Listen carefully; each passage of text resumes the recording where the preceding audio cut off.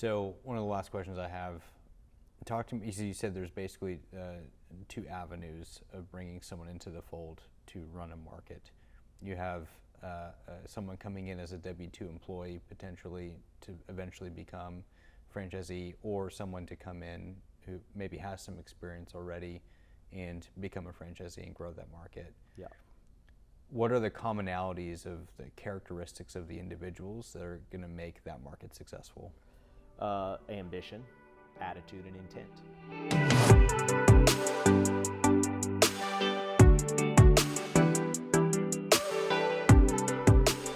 All right, go ahead. You didn't interrupt. So proud of you. I know, but I like to interrupt. It's kind of funny when you're trying to talk and I slap that.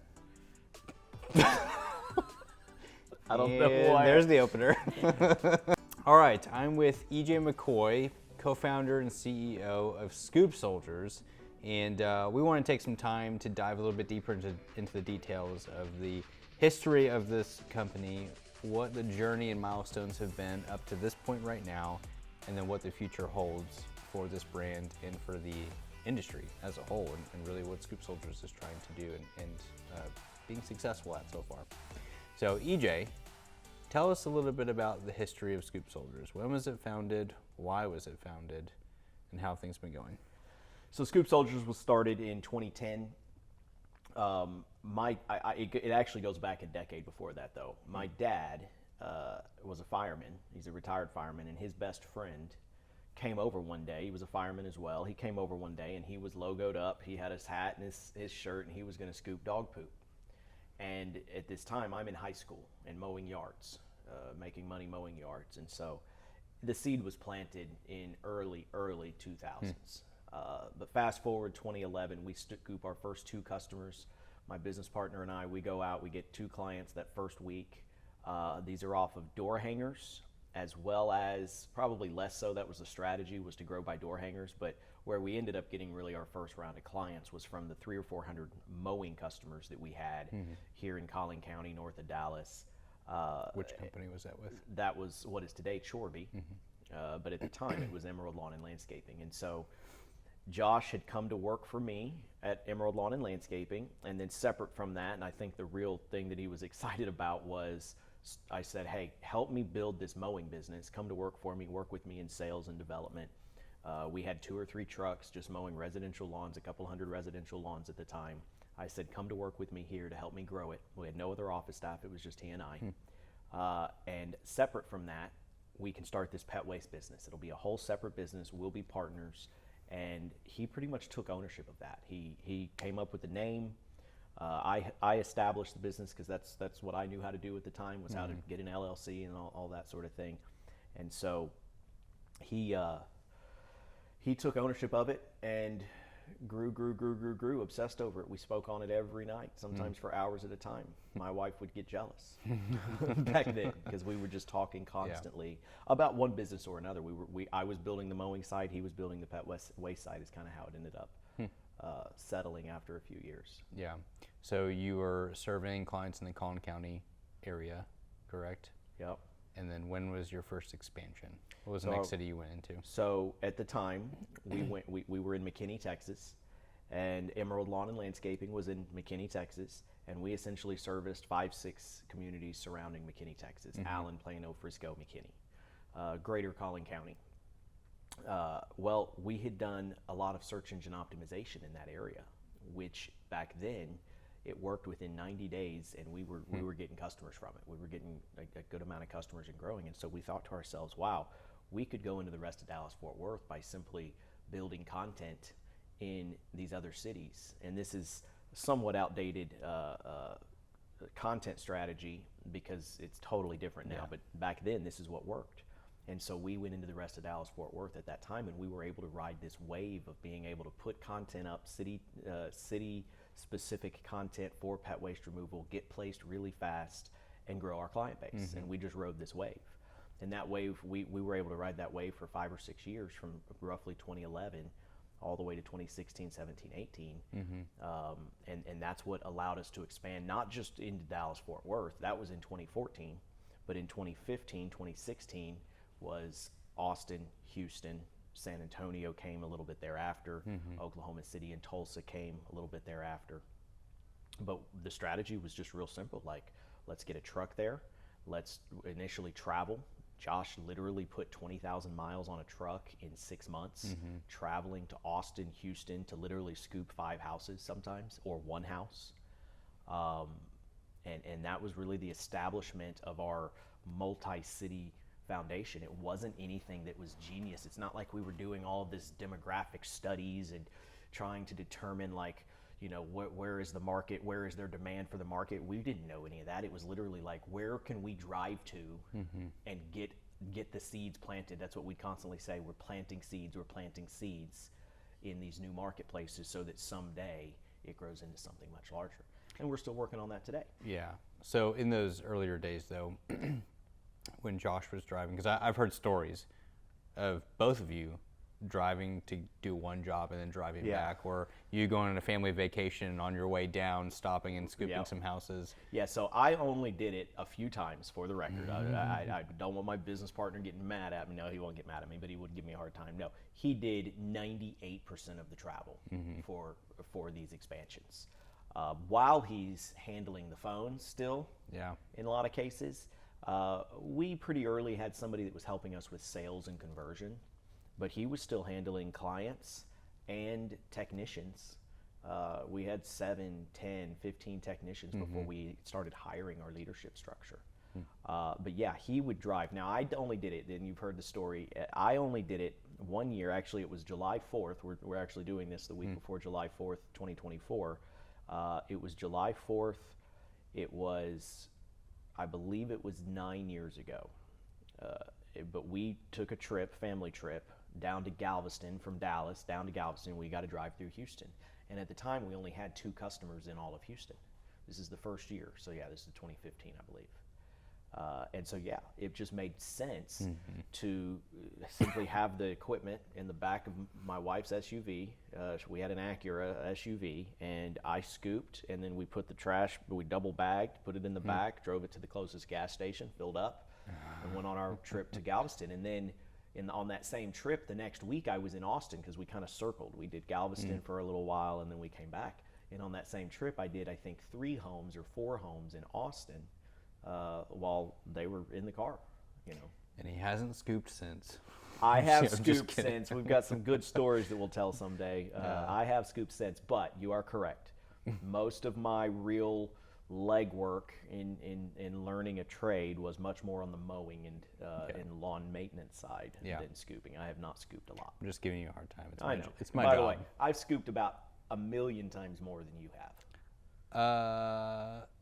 That's pretty true. Yeah. Like, have you ever scooped? Yes, I've scooped. I've scooped maybe 10 to 15 homes. That's right. You did some there. training. I did a with little some bit. franchisees. Yeah. Okay, so as you started to expand, you mentioned that you had 7, 10 technicians before you started to hire your more leadership staff. How did you find those technicians in these different markets while you're based in DFW, and what was it like managing them? Again, got to give credit to Josh. He did this for the first 3 to 5 years, and then I probably did it the last couple of years. But it's actually quite simple. Indeed's your friend. Your own network is your friend, but primarily Indeed. And looking for people really that had, it wasn't just about can they tolerate the job, do they have the right mindset? And finding the people with the right mindset. And sometimes you have to go through 5 people to find somebody with that right mindset that's going to be successful in that market, because it is very lonely. When you know you were the only person that works at that company within, in some cases, if we were going to Phoenix, for example, you know, there's nobody even in the same time zone as you. Yeah. And so it's challenging leading from a distance. You definitely can't be a micromanager. You've got to be somebody who can give up control and delegate that control. But yeah, we've got a lot of funny stories on doing it the wrong ways. Give me one. Well, for example, in Phoenix, years and years ago, we had just 2 technicians, and this is actually at the time when I was taking over our corporate operations from Josh myself as well as Ryan McCoy, a fellow, my cousin and a fellow franchisee. He was leading Dallas, but he was kind of taking over some of the other markets alongside me. And so he and I flew out to Phoenix, and we had determined we're going to have to let both of these guys go. Our entire market, the 2 technicians we have, we're going to have to let them both go. They were brothers, kind of came as a package, so to speak. Well, they had been doing some stuff that just were not on brand, like some seriously concerning things as far as how they were treating customers on their properties, and pretty serious attitude and intent issues, which is really important to us, is having the right attitude and intent. They did not have the right attitude and or intent. And so how do you fire 2 guys that you've never met in person, and you have no office? Like, we don't have offices and locations. The technicians drive the trucks home in all of our markets. They always have. And so how do you do this? And so we literally coordinated to meet them in the parking lot of a fast food restaurant, and tried to coordinate where they had Ubers almost immediately, so it wasn't like awkward after you let them go. Well, man, these guys, they wanted to fight us. I'm not exactly the most intimidating stature, but they wanted to fight us, and we had to keep our composure, and we did, and it ended up settling, but it was pretty dramatic for a few minutes.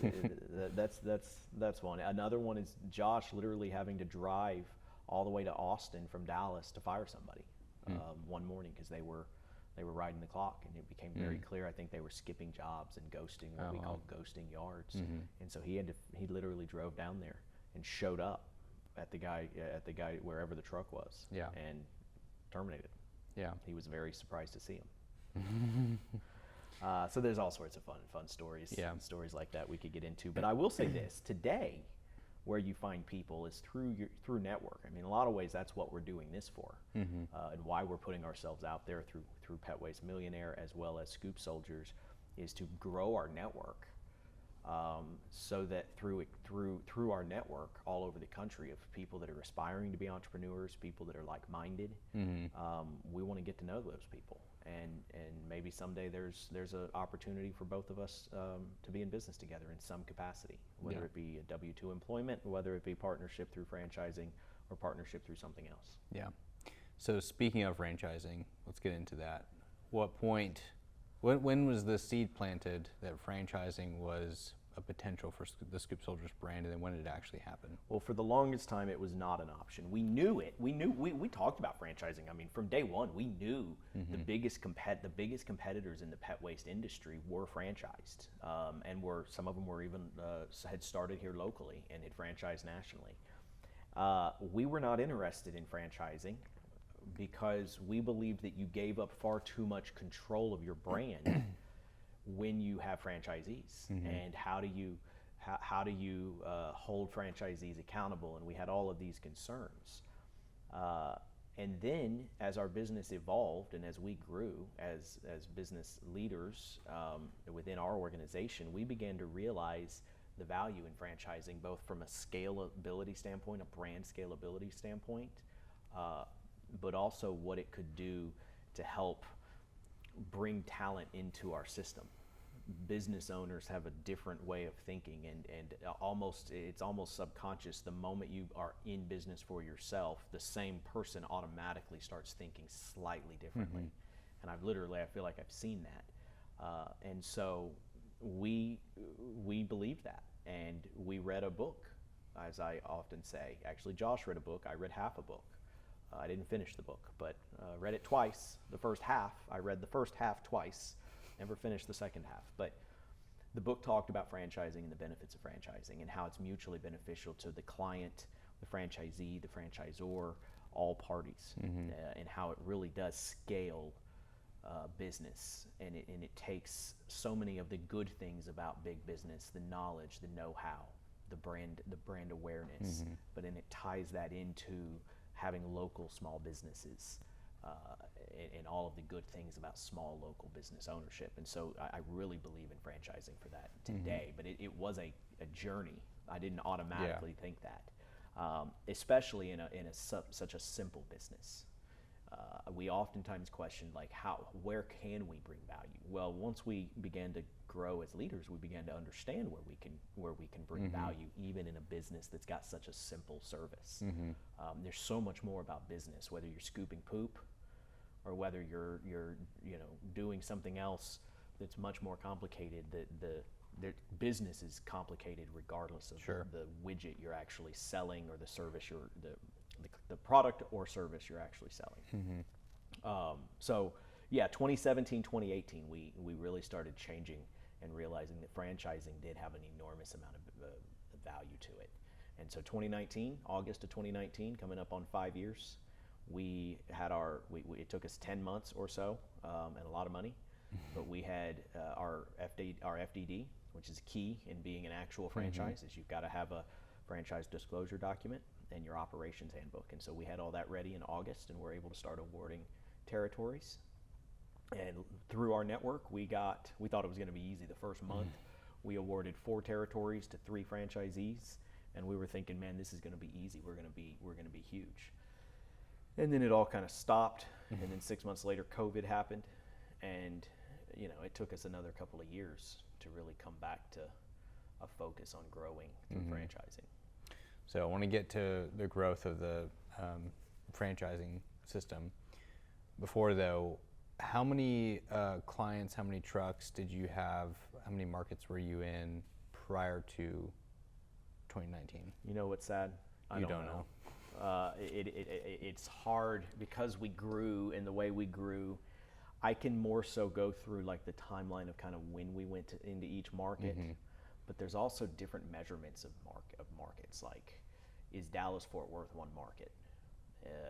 We've got, I think in Dallas-Fort Worth, I think we have 11 territories and 3 separate franchisees inside of Dallas-Fort Worth. And so how it's measured is always, but Fair in enough. a nutshell, we're in over 30 markets today. When we went to franchise, we were in approximately 13, and these are approximate numbers. How many trucks did you have? Again, I knew at the time, but nowadays I don't know. But roughly, we had 70 trucks corporately in those 12 or 13 markets. I want to say that was roughly 9 to 10 states. But we had around 70 trucks. And we had grown 2016 to 2019 was like exponential growth in a lot of ways. Year over year, it was like 30 to 60% growth. And so 2016, we only had like 8 to 10 trucks altogether. By 2019, we had 70. And that's where there was a lot of vehicle accidents. We had to catch up on our processes and our procedures for taking care of the fleet and making sure that our people are safe and doing business in a safe way and not driving like maniacs. We had a lot of lessons in that, but that's also a piece of that journey of really realizing that franchising spreads that risk out. It spreads it out. It's a totally different ball game when you've got franchisees that are operating 5 or 20 or 30 trucks than when we're trying to operate 70 in 12 different markets in 8, 9, 10 different states. And if you want to learn more about managing a fleet, click on the video up here. Okay, that's good to know. So part of the reason why I asked is like a baseline of where the business was at prior to franchising, and then where are we currently at right now, and how has franchising added value to expanding? Well, we're more than double the size.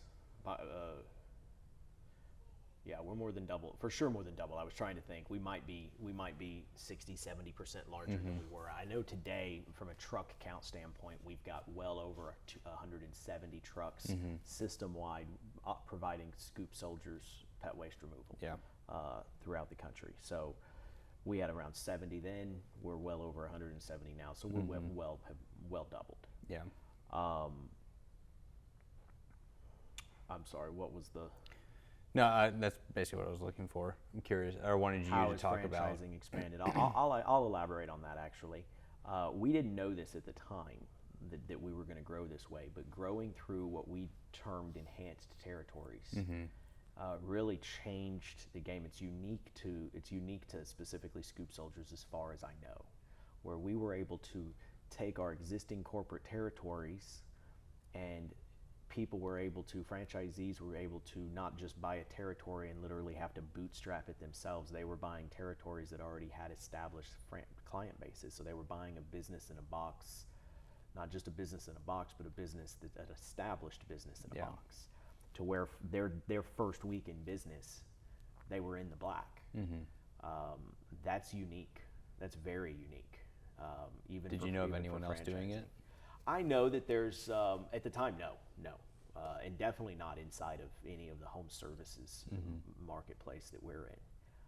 I'm sure it's being done or been done elsewhere, but we weren't aware. We weren't aware of it. But it really did help set us up for success in getting our unit economics correct. We were able to, we had these businesses that were already established from day one, and so they're very happy franchisees. It wasn't until more recently that we started expanding more so from the ground up, taking on a franchisee that is starting with zero and building that up. That has proven much more challenging for sure, because the pet waste business is not always a fast grower. It's gradual, and then it tends to hit these spikes where you grow very quickly. But we've Does it have anything to do with the number or the amount of money that you put into marketing in these markets? I think it's more than just the amount of money. Agreed. It's about the hustle. Yeah. The most successful franchisee launch we've had has to do with all of the above, being obsessed almost daily with getting the word out in your marketplace about your brand and what you do. That's part of the reason why I phrased it that way, is because I think it's a misconception that you can just dump money into a brand new market and expect it to grow. And actually, that's one of the negatives to franchising, because I think a lot of franchisors, that's the strategy, is just dump money, and it's usually the franchisee's money. It's not the franchisor's money. Just dump money into this. That's why you still see a lot of direct mail requirements in other franchise brands, where the franchisor is requiring the franchisee to do direct mail. But direct mail doesn't really work, and you can spend a lot of money on direct mail and get virtually nothing out of it. And those are the kinds of things, by the way, that a lot of people don't like about franchising, is those kinds of mandates. So talk to me about Q3 and 4 of 2023, where you had a lot of existing franchisees that expanded their businesses. So just to recap, we've talked about our growth and our journey leading up to franchising, being able to franchise 5 years ago in 2019, hustling through and getting a mixture of new people that joined the system that we had not met, new relationships, and then also a lot of our existing or former employees becoming franchisees. That's kind of where we're at today. And so we had our first ever, we had over 10 franchisees, which is a huge milestone in the franchise world. About a year ago, we surpassed 10 franchisees and what's called royalty sufficiency. In other words, we are not having to put money into the franchise system anymore. The franchise system is essentially, it's living on its own, so to speak, from a cash flow. The royalties and the admin fees and such are covering the cost of the franchisor. So those are two major milestones in franchising, and we hit that last year. And so we planned our first conference, the Scoop Swoop Conference 2023, Scoop Soldiers, September 2023, and 2/3 of our franchisees were able to be in attendance. And of those two-thirds franchisees, 10 to be specific, 10 out of 15 franchisees were at the conference. I believe it was nine out of the 10 in one way or another expanded in the following 90 days. So the last, from September 2023 to the end of the year, we awarded more than 46 territories, which more than doubled our franchised territories. We were at about 46 going into the conference. Then by the end of the year, we were just north of 90, about 93 territories.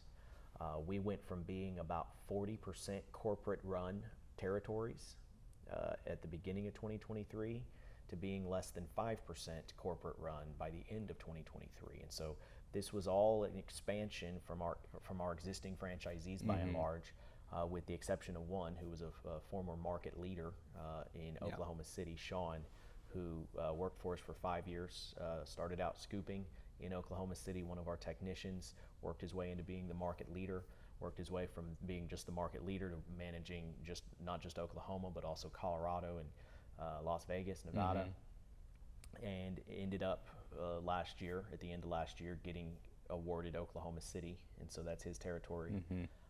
So other than him adding, the rest were existing franchisees that were expanding, which is a huge testament to what we have at Scoop Soldiers. With all of we are not perfect at all. We've got so many things we can do better, and that we're always working to doing better. But it's a huge compliment in the value that the franchise opportunity can bring when you've got that kind of expansion within your system. Yeah. So talk to us about the future. What new markets are you looking to expand into? Do you expect to have the same situation where you're having existing franchisees expanding into brand new markets? What are your thoughts on that? I hope so, but I also want to bring more people into the system. And so we're doing a lot of multimedia to get ourselves out there, to bring awareness to the industry. That's a huge focus in the future. I strongly believe, and didn't really have this epiphany until the last 6-8 months. I've always known that the industry is not well known, but it never occurred to me that it is so small, so niche, compared to how many dog owners are out there. It could be exponentially larger than it is. Yeah. And so the future is us as a brand, alongside Pet Waste Millionaire and myself, growing the awareness of the industry. And that will also include bringing other people into the industry that maybe are not franchisees. That's okay, because to me there is so much work to go around if we can just get the awareness out there. And I also think that will elevate the industry as well. If we can go out and professionalize the industry by talking about what we do, we're still bringing tremendous value to our franchisees, but we can do both. We can bring tremendous value to our franchisees and have tremendous value in our brand and the support and whatnot that we bring our franchisees, while also educating and elevating the industry as a whole. And so that's a huge focus for Scoop Soldiers, is to just get awareness out there for our brand, but also the industry as a whole. Franchising, I want all of the above. I want existing franchisees to expand. I do believe that we can bring people in who start off as W-2 employees and have the desire and develop their entrepreneurial skills, can become franchisees. I want to do more of that, both on the Scoop Soldiers brand and other brands that we will launch in the future. I also want to bring in existing entrepreneurs in communities all over the country where we're not already servicing. And so what markets? We've got our list of about a dozen places, much of which is filling in the map that we're already in: the South, the Southwest, the Southeast, the Northwest, kind of filling in. So Boise, Idaho, Albuquerque, maybe El Paso, some of these smaller markets that still have tremendous potential. But in a lot of ways, it's where is the demand? I believe there's opportunity, and that's one of the things that we've proven in the last year, is that even smaller markets can be very successful in this industry. As long as there is some version of a suburban single-family neighborhoods, and even probably where there's not, where there's more multifamily, all of the above, there's opportunity. And so fill in the map, but the regions of the country that we're not in yet, in the grand scheme of things, is where we want to find partnerships, which is the Midwest and the Northeast. And that's where I would say, when I think in the long term, like when you look at the map, that's just where we're not yet. And so we want to find partnerships in those markets. We only need 1 or 2 per market. That's all it takes. We don't need 15 franchisees in Cincinnati, Ohio. We need 1 or 2. So one of the last questions I have, talk to me. You said there's basically 2 avenues of bringing someone into the fold to run a market. You have someone coming in as a W-2 employee, potentially to eventually become franchisee, or someone to come in who maybe has some experience already and become a franchisee and grow that market. What are the commonalities of the characteristics of the individuals that are going to make that market successful? Ambition, attitude, and intent. So we want people that are ambitious, that want to grow with us, that see the opportunity in this industry. that aren't afraid of work. And that's what I mean by ambitious as well, is people that are going to hustle.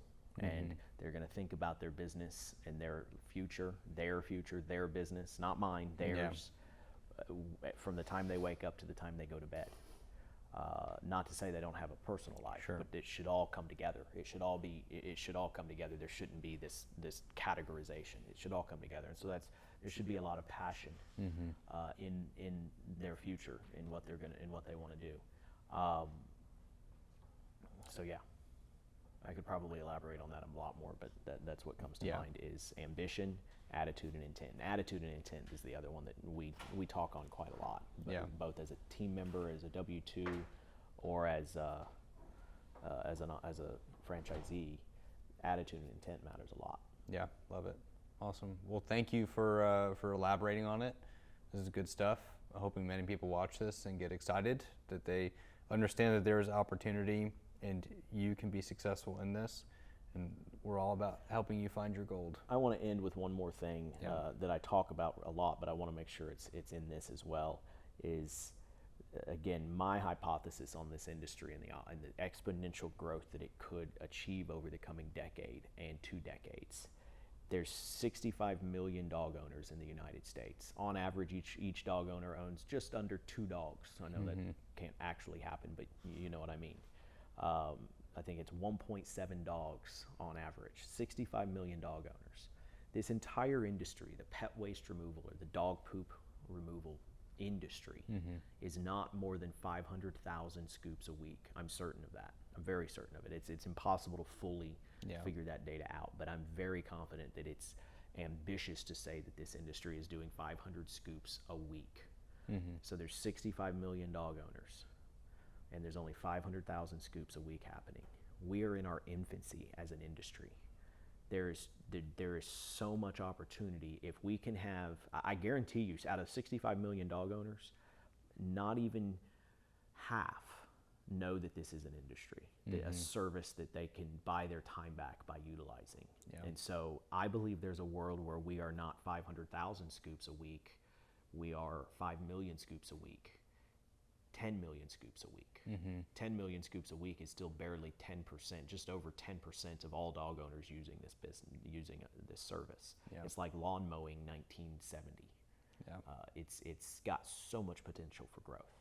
And so I'm a big believer in the industry, and I believe that our business's goal as a whole is 250,000 scoops, which is significantly, it's exponentially larger than what we are now. What are we at right now? We're at about 15,000 scoops. And so if we can more than 10x our business in the next 5-10 years, that changes the lives of our franchisees tremendously, that we've grown with. But if we can professionalize the industry as that occurs, that provides influence on the industry that I believe we are poised to bring. Actually, since we're talking about it, this kind of leads into the Pet Waste Millionaire brand a little bit, but speaking on competition, because I know that there might be people that think that Scoop Soldiers and other larger pet waste removal brands are going to take up too much market share, to the point that someone who's independent, that wants to be independent, doesn't want anything to do with the franchising system, is not going to be able to be successful in their business because of you and what you're doing. What do you think about that? I get it from both sides, because I also have franchisees that don't particularly love the idea that I'm giving information away. I think that it ultimately comes down to a mindset difference. I have a mindset that is, I have an abundance mindset. I believe in having an abundant mindset. I believe I've heard this. I'm stealing this. I love this. There's plenty of dog butts to go around. I come from a world of lawn mowing and lawn and landscaping. The work is endless. It's low barrier to entry. Yes, anybody can scoop poop, anybody can mow yards, but at the same time, it is still hard work. It still takes people skills.